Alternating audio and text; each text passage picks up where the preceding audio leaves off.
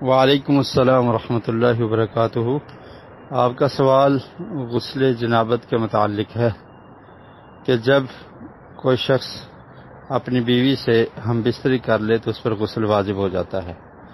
جو حدیث جس کی وضاحت آپ نے طلب کی ہے، صحیح بخاری میں یہ حدیث ہے، صحیح مسلم میں بھی موجود ہے۔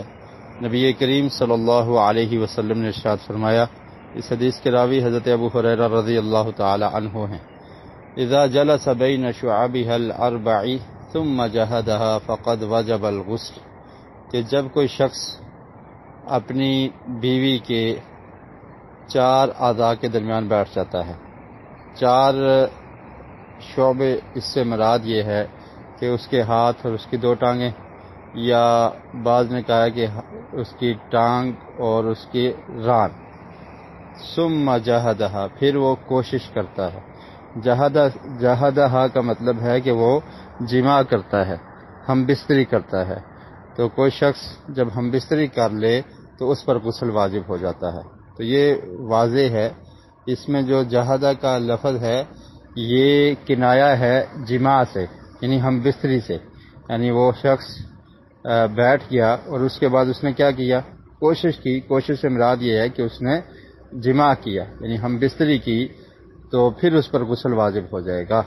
اور صحیح مسلم کے الفاظ ہیں کہ وَإِن لَّمْ يَنزِلْ، اگر انزال نہ بھی ہوا ہو، یعنی مادہ منویہ خارج نہ بھی ہوا ہو، صرف دخول ہو گیا ہو، تو غسل واجب ہو جائے گا۔ یعنی مرد نے اپنی شرمگاہ کو عورت کی شرمگاہ میں داخل کر لیا تو غسل واجب ہو گیا، یہی اس حدیث کا مطلب ہے۔ اور اسی طرح جو دوسری حدیث آپ نے بیان کی ہے کہ اذا التقى الختان، کہ جب شرمگاہیں مل جائیں تو غسل واجب ہو جاتا ہے، تو اس کا مطلب بھی یہی ہے۔